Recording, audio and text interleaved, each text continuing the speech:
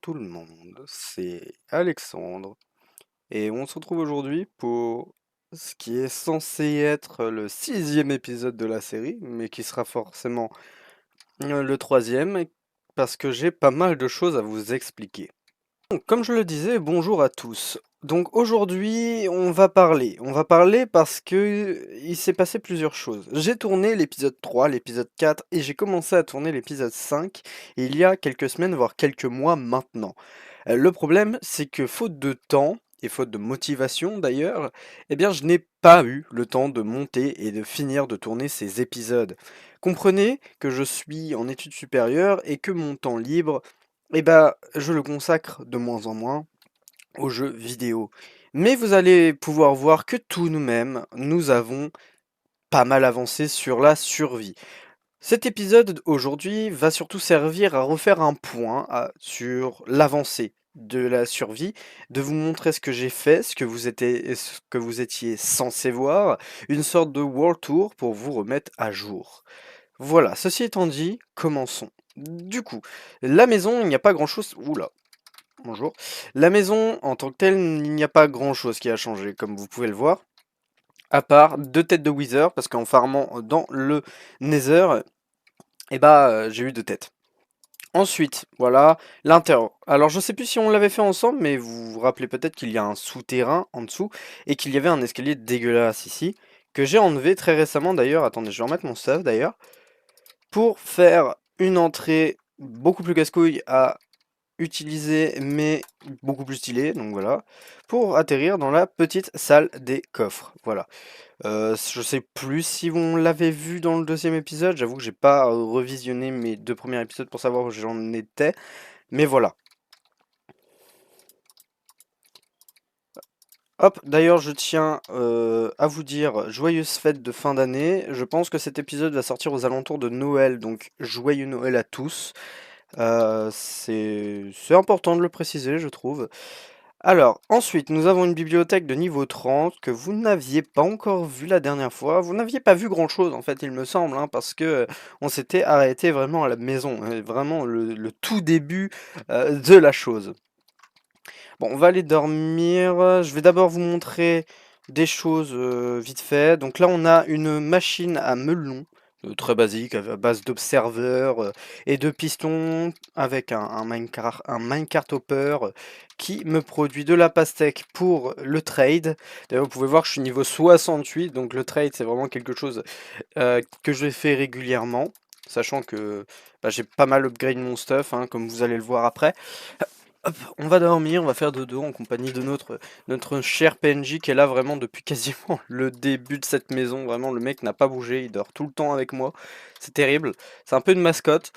Là, on a une machine très vite fait de convertisseur de graines en bonne mille. Voilà, parce que j'ai énormément de graines qui me servent à rien. C'est-à-dire que, hop, bon, là on a le champ de patates qui est un peu minimaliste, que j'agrandirai plus tard, hein.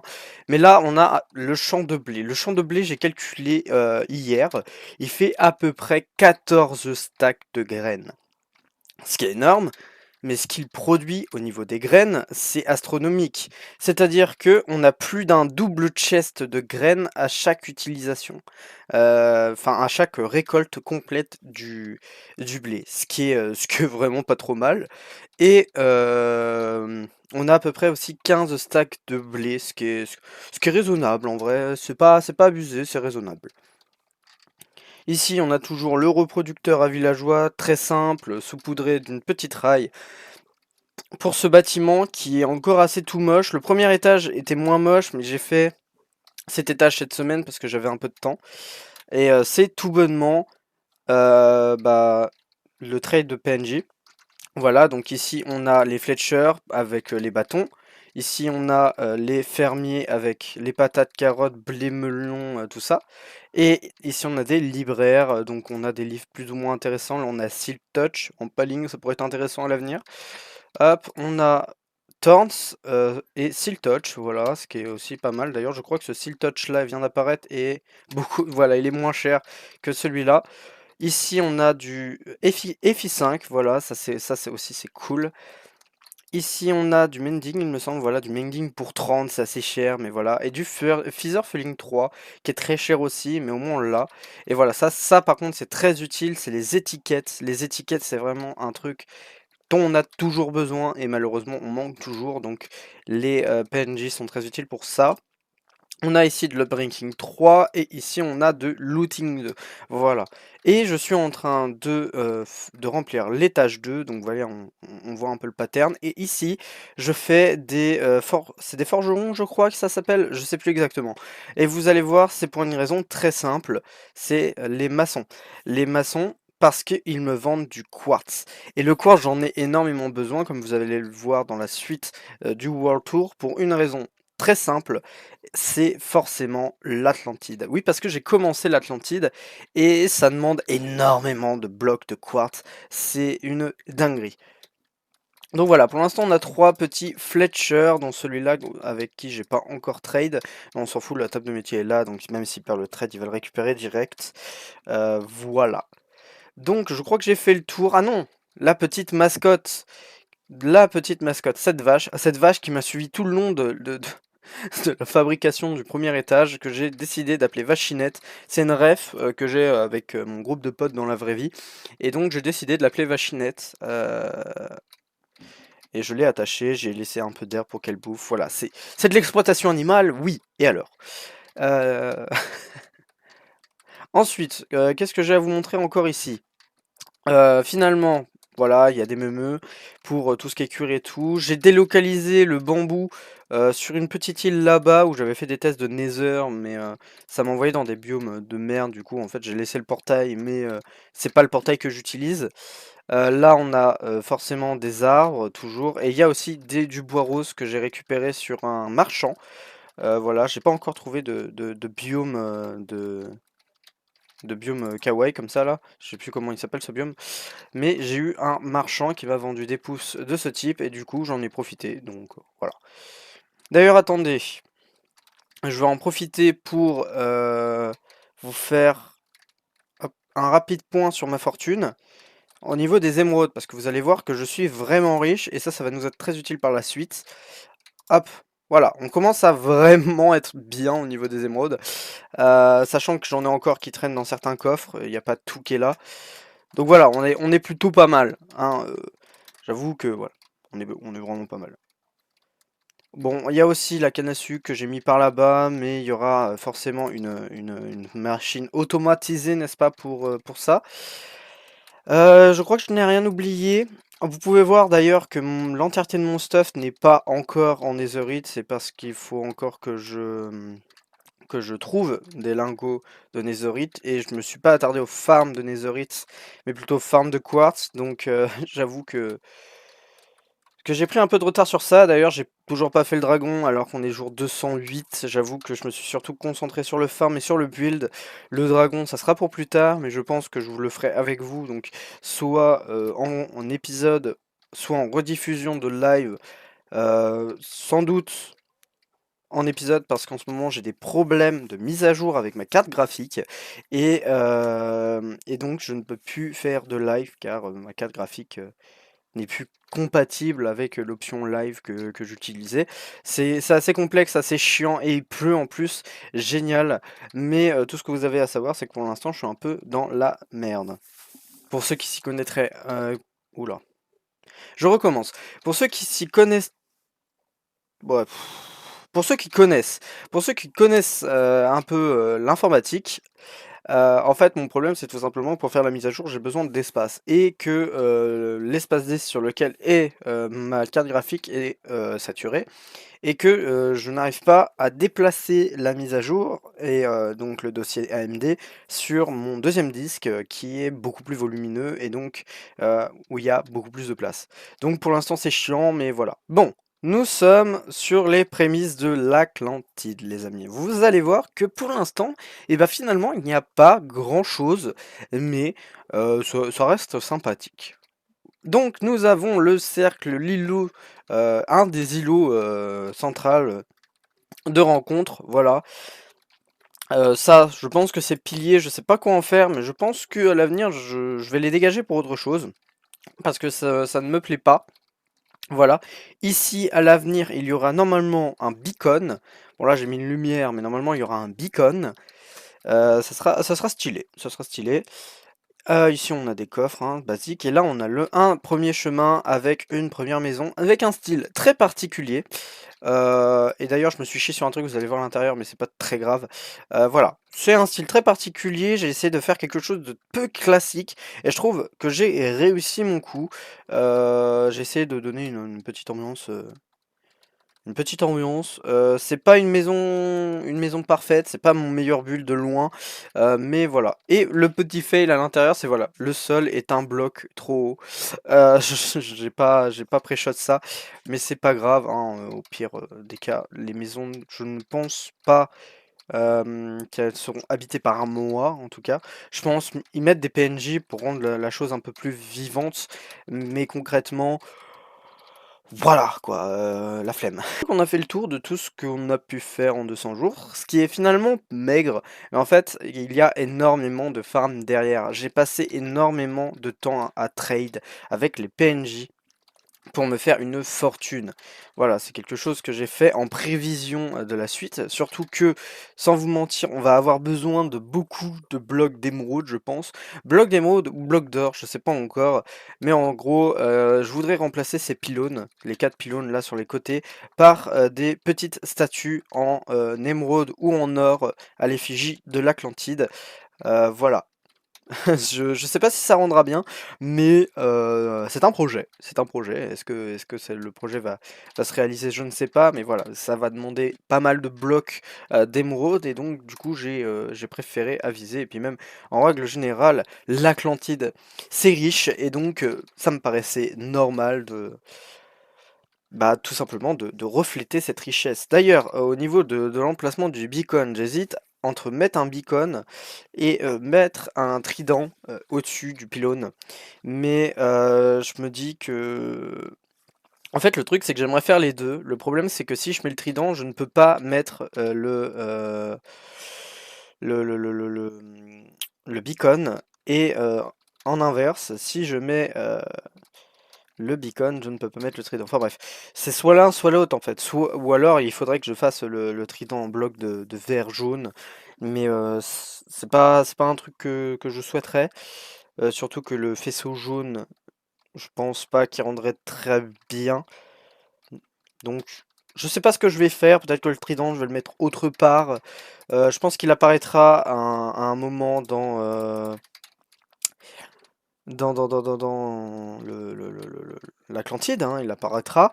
Peut-être une statue, pourquoi pas, de Poséidon sur une place, une grande place publique, encore plus grande que celle que j'ai déjà fait. D'ailleurs, si vous te posez la question, le rond est un rond parfait. J'ai utilisé un site pour m'en assurer. J'ai bien galéré d'ailleurs. Donc, vous inquiétez pas sur ça. Et bon, on va faire un point sur le stuff, je pense, et on pourra s'arrêter là parce que je vous ai montré à peu près tout. Allez, viens là-bas. Ok, donc j'ai dodo. Les derniers points sur lesquels on pourrait aussi parler, c'est le Nether. Le Nether, j'ai rien fait dedans, à part des tunnels de farm. Et j'ai trouvé quelque chose qui va être très intéressant aussi pour la suite.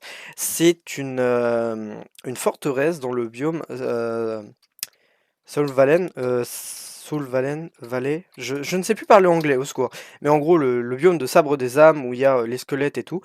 Et vous allez me dire que c'est un des pires biomes, et je vais vous répondre oui, sauf si vous avez une forteresse dedans, car c'est le biome où il y a le plus de taux de spawn de Wither. Et donc, pour farm le Wither, c'est nickel. C'est d'ailleurs comme ça que j'ai eu les deux têtes de Wither, parce que j'ai une grande quantité de Wither là-bas, et que j'ai pu me mettre bien. Bon, du coup, niveau point de stuff, j'ai quasiment tout qui est max, je crois, hein. Nous avons un casque en or qui est vraiment pas mal. Alors, vous allez me dire pourquoi? Et bah, tout simplement pour éviter de me faire argla par les piglins. Non, pas les piglins. Enfin bref, les gens dans le Nether, là, les méchants qui veulent de l'or dans le Nether, tout simplement parce que quand vous avez une pièce d'armure en or, normalement, ils ne vous attaquent pas. Et du coup, c'est plutôt pratique. Ensuite, sur mon stuff principal, on a un casque en diamant qui est, je crois, max, hein, il me semble qu'il est max. Donc ça, c'est nickel. Un plastron aussi qui me semble est max avec Thorns 2. J'ai mis Thorns Thorns, pareil sur à peu près tout. Il y a juste mon plastron qui est Thorns 2 et pas Thorns 3, mais voilà. C'est un enchant qui est pas obligatoire du tout, en vrai de vrai, hein, mais c'est toujours un enchant qui fait le taf, donc pourquoi pas. Pareil pour les jambières, je crois qu'on a à peu près les mêmes enchantements. Et sur les bottes, on a aussi des bottes qui sont pas piquées d'un ton. Ensuite, au niveau de la pelle, on a une pelle aussi qui est vraiment pas mal. Elle n'est pas encore FI5, mais elle fait largement le taf. Ensuite, on a une houe quasi ultime, parce que bon, elle n'est pas en netherite, je vais y arriver. Mais elle est FI5, par contre, elle est même Fortune 3. Ce qui a tendance à me faire beaucoup rire. Oui, je me suis cassé les couilles à faire une houe ultime, parce que j'ai les moyens de le faire, voilà. Ensuite, une première pioche en netherite Seal Touch qui est ultime. Et une deuxième Fortune 3 qui elle aussi est ultime. Nous avons ensuite un arc qui est aussi quasi ultime. Il manque Punch 2 et Power 5, mais à part ça, on est bien. Une hache, pareil, il manque FI5 et Fortune 3, même si Fortune sur la hache, ça sert pas à grand chose. Donc on s'en fout. Voilà, qui est vraiment pas mal aussi. Ensuite, on va finir par les épées. Donc les épées, on a mon épée principale, où il manque Sharpness 5. Si ça existe, je sais plus si Sharpness 5 ça existe, donc oui. Mais à part ça, comment vous dire qu'on se met vraiment bien. Et ensuite, on a une épée qui est plus quand je veux farm les mobs. Voilà, quand j'ai besoin de farm un peu les mobs. C'est une Smite 4, la Smite qui est surtout utile pour tout ce qu'ils ont mis, hein, on va pas se mentir, mais qui est toujours utile à avoir si on se fait hargla par des petits mobs. D'ailleurs, je crois que dans l'épisode 2, c'est ce qui s'était passé, hein, on avait une horde de zombies au cul, donc ça prouve bien l'utilité de la chose. Bon, il y a aussi une dernière chose un peu insignifiante que je vais vous montrer, mais en gros, vous vous doutez bien qu'il me faut de la pierre pour build hein, aussi, comme vous pouvez le voir. Et donc, comme un gros plouc, j'ai fait quelque chose. Hop, voilà. Ça, c'est ma caverne où je farm concrètement la pierre. Vous voyez que je laisse les minerais et tout, vraiment. C'est vraiment juste la pierre et je farmerai les minerais quand j'en aurai vraiment besoin. Pour l'instant, je trouve que ça fait stylé de voir les filons de minerais comme ça, comme ça, dépassant.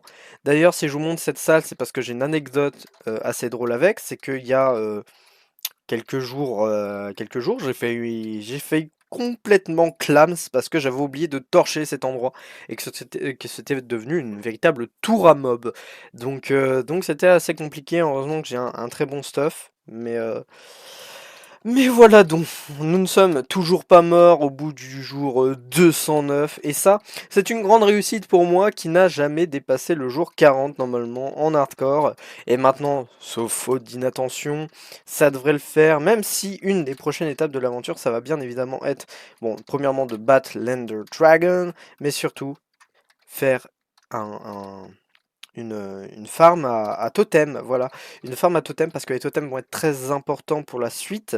Ah oui, j'ai aussi oublié de vous montrer, mais voilà, le shield et Unbreaking 3 mending. Hein. Voilà, il est max aussi.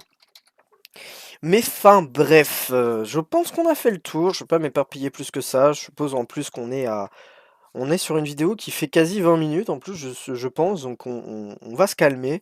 Et donc, moi, je vais vous dire à plus. Et j'espère à bientôt. J'espère pouvoir vous produire des épisodes de la série. Parce que vraiment, là, ça a été un truc de malade. Et à la rentrée, ça va être encore plus un truc de malade. Donc, on va bien voir. Mais normalement, je vais essayer de m'arranger quand même pour sortir quelques épisodes.